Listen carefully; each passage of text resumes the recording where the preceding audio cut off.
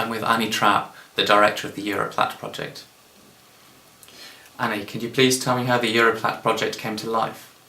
Well, in 2007 I met with some colleagues and we discussed the idea around EUROPLAT, and about a year later, as a result of making more contacts with other interested colleagues, about 20 of us came together in a really nice villa lent to us by the University of Paris in Florence.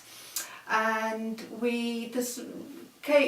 through sort of discussion over 2 or 3 days, many common issues and challenges were discovered across us all in Europe around the teaching of psychology. For example, teaching large classes, the lack of professionalisation of teaching, and the impact, of course, of Bologna on the structure of university courses.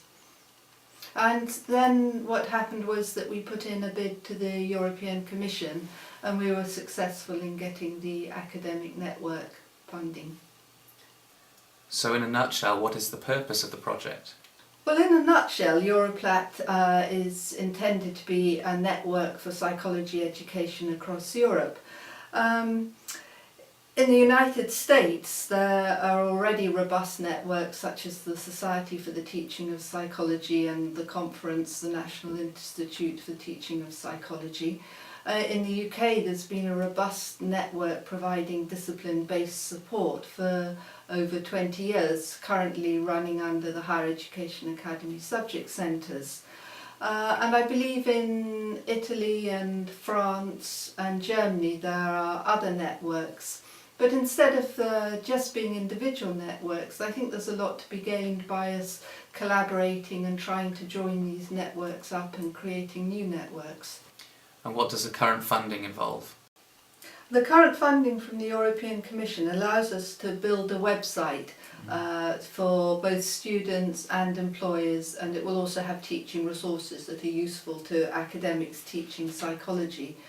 We're also committed to having an annual conference each year, and our 3 research reports are going to be around the innovation of psychology education across Europe, the employability of psychology graduates, and quality enhancement and assurance mechanisms across the European Union around psychology education.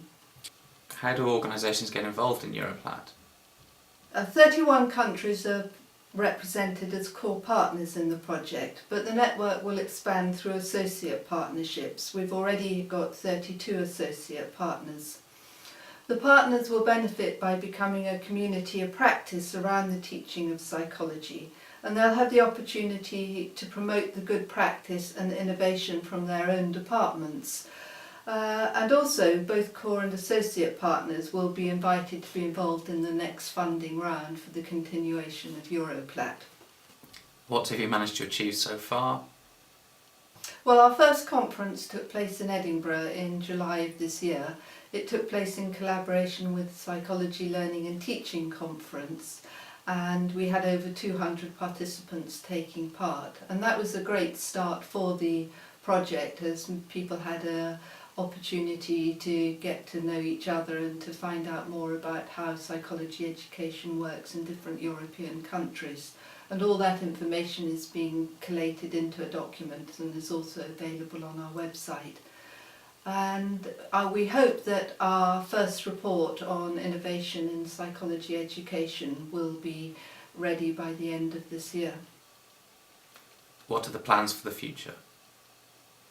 The next conference will be at the European Congress of Psychology in Istanbul in July 2011. The EUROPLAT conference will back onto that, and there'll also be a teaching strand within the European Congress. It's going to take time for partners to build up their national networks, and really the success of EUROPLAT will depend on sort of how well that happens and the level of enthusiasm and input that people are prepared to make to the project. But I hope that in time we'll have more training workshops and events, and we can begin to build up a decent evidence base around the teaching of psychology. Many good examples can be found in the symposium journal Psychology Learning and Teaching, but I admit we have a long way to go. Annie Trapp, thank you for your time. Thank you.